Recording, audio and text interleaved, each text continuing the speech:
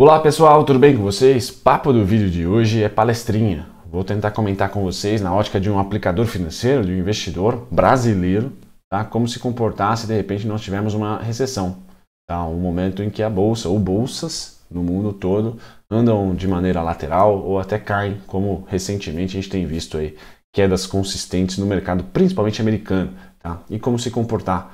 Então todo o vídeo aqui, pessoal, eu vou trazer um cenário para vocês base, tá? Que eu já vou comentar, e dentro desse cenário base vou esmiuçar aqui aonde que a gente pode apostar o nosso dinheirinho suado, se assim conseguimos, né? Durante anos ou durante meses de recessão. Não sabemos também se haverá recessão e o quão rápida ou não ela será. Beleza, pessoal? Então, o contexto aqui que eu vou trazer para vocês é o seguinte, o tal cenário base, tá? O meu cenário base é que para 2023, tá? As economias globais não cresçam o suficiente para manter as precificações dos ativos de risco atual e também para manter as precificações das commodities.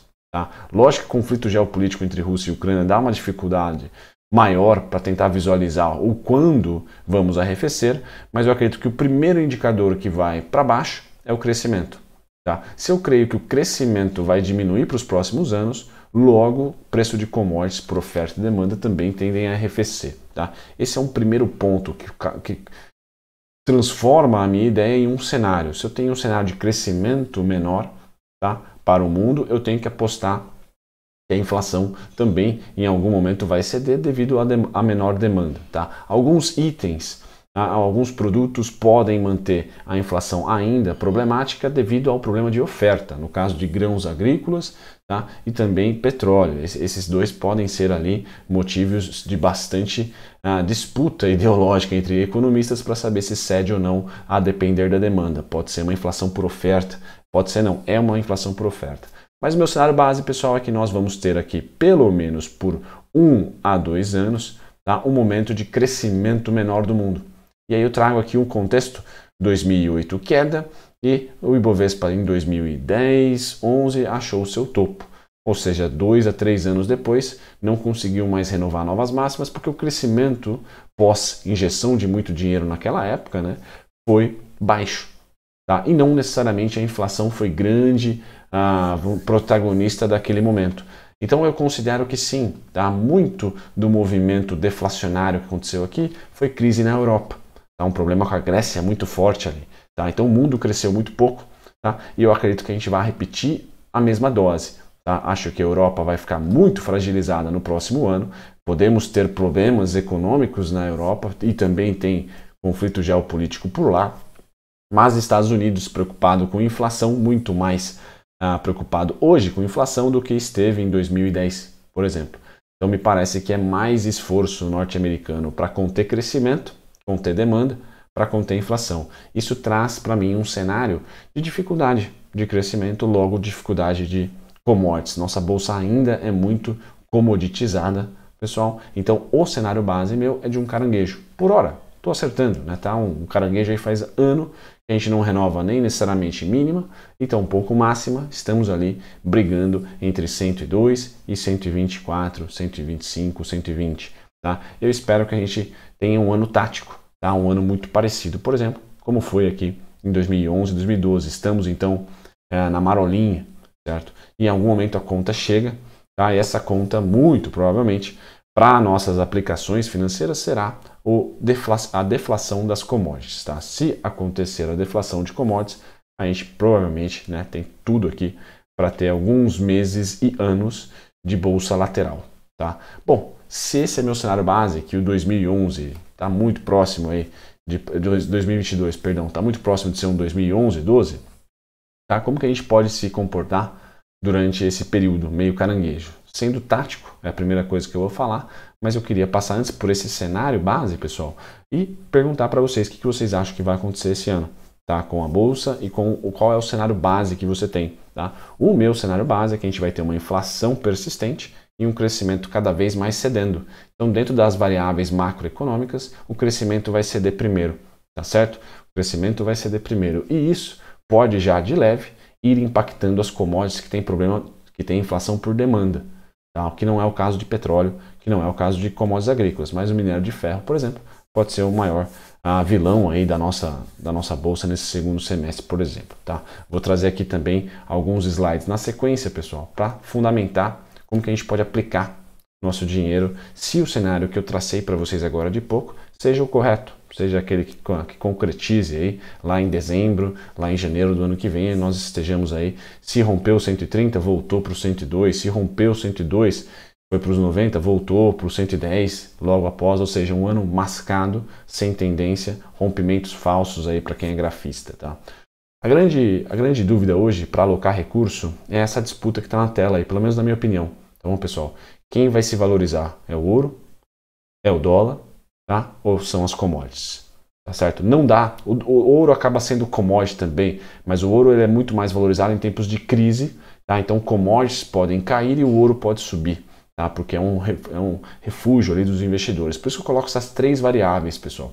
E é importante você ter um cenário base sobre quem ganha, tá? Não é sustentável dólar e commodities subirem, DXY e commodities subirem, tá? Não é sustentável, então você tem que apostar em um. Tá? Apostando no dólar, você está apostando que o Fed vai conseguir subir sua taxa de juros, tá? E que vai ser rock e que não vai causar uma recessão, vai transformar o dólar vai ficar muito forte no mundo, porque o Fed vai conseguir subir taxas de juros acima ali de 3,20, 3,50.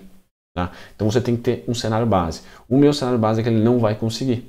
O Fed não vai conseguir, tá, subir taxa de juros o suficiente. Por isso, na dúvida, pessoal, para 12 meses, certo? Como o cenário é muito incerto, pré-fixado brasileiro. Nós estamos, na minha opinião, no melhor momento entre maio, junho e julho para se comprar pré-fixado. Mas comprar pré-fixado para 24 meses, para 3 anos, 5 anos? Não, para 1 ano, máximo. Tá? Para você assegurar durante esses próximos 12 meses, tá? Ou seja, até maio do ano que vem, até junho do ano que vem, até julho do ano que vem, você ficar monitorando e sendo remunerado, tá? Monitorando as commodities e o dólar, mas sendo remunerado fixamente, sem risco. Tá? Então, pessoal, ainda não deu sinal. O mercado não deu sinal para a gente quem que vai ganhar essa disputa.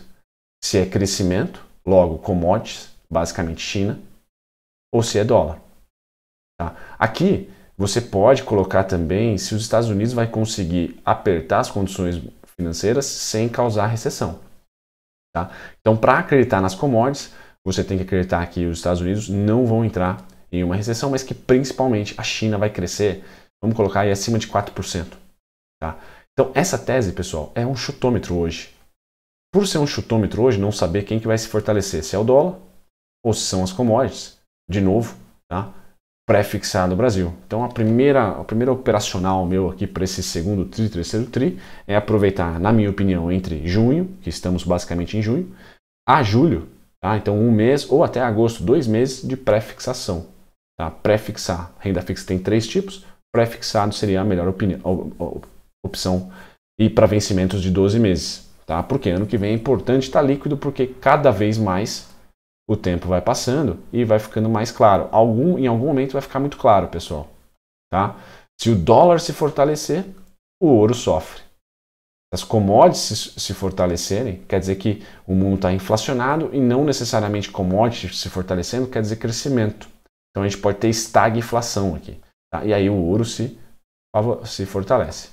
Curva de juros americana abrindo, quer dizer que o dólar está se fortalecendo porque o Fed está subindo juros, muito provavelmente. Tá? E aí o ouro vem para baixo, commodities vem para baixo. Então a grande tacada é você acertar se é o dólar que vai fortalecer ou se são as commodities que vão continuar fortalecidas. Certo, pessoal? Como ainda não temos um cenário claro, pré-fixado. E 12 meses me parece tempo suficiente para quando você receber. Se for com juros mensais, você vai se remunerando mês a mês. Né? Mas vamos supor que você só receba no vencimento. Em 12 meses, eu acho que a gente já vai ter uma noção bem clara, tá? De como que está essa disputa. Se China conseguiu levar as commodities nas costas, tá? Ou se entramos num cenário de estagflação global e até recessão nos Estados Unidos. Tá? Beleza, pessoal? É isso. E esse momento de estagflação ou recessão, ouro acaba se beneficiando aí pelo risco, né? O mercado vai se proteger. Então o ouro sempre vai ficar, tem que ser monitorado a partir de maio, junho deste ano, pessoal. É um bem importante, Tá? Se você acredita que o Fed vai subir o yield, vai subir os juros e não vai causar recessão, pau no ouro. Tá? O ouro vem para baixo. Agora, se você acha que não vai conseguir subir, tá? Eu tenho o cenário base que o Fed já em setembro desse ano vai começar a dizer aonde vai parar a subida. E aí o ouro deve ser certo, pessoal. Então, bem tático esse ano, mas eu teria então pré-fixado e muito de olho aqui no ouro, principalmente de agosto, setembro para frente. Esse é meu cenário base, tá bom? Passado dessa parte então do pré-fixado, se a gente aqui no Brasil agora não sabe se a Selic vai se estabelecer por muito tempo acima dos 10, 11, 12, meu Deus, 13%, tá? A gente não tem essa clareza e também não tem a clareza que a inflação vai ceder rápido ou não, vai depender do câmbio, vai depender agora também de risco fiscal, temos eleições, tá? Preço de commodities, principalmente o petróleo, tá? Estamos fazendo aí o governo está fazendo aí algumas medidas para tentar conter a inflação. Bom, nessa dúvida, nesse cenário também de dúvida, pessoal, utilidade pública começa a ficar arranhada, porque estamos vendo aí o governo já se mexendo, tá? Para tentar conter a IPCA na canetada, tá? E se dependendo da eleição, pode vir mais canetadas ainda, tá? A Selic, pessoal, bom, já estamos no pré-fixado, como eu falei no primeiro slide, né? Então, se essa dúvida existe no macro brasileiro, bancos. Porque bancos ganham em um cenário de alta da Selic e também não necessariamente perdem em um cenário alto de inflação. Então, bancos, para mim, depois dessa cartada aí com utilidade pública do teto do ICMS, eu acho que bancos acabam de novo ganhando protagonismo. Então, eu tenho o Itaú aqui, por exemplo, eu tenho ele rompendo máxima de 2021 e 2022. Tá? Então, bancão. Fazer o quê? Foi assim que 2012, 2013 performaram bem, mesmo em um período de baixo crescimento econômico. Tá? Então, bancão é a tratativa se você também tem dúvida sobre por quanto tempo a inflação vai ficar alta e por quanto tempo a Selic vai ficar alta para combater a inflação. Certo, pessoal? Eu tenho, tá, que a inflação vai ceder, tá? A inflação vai ceder, seja por canetada ou não, no segundo semestre, já a começar em junho.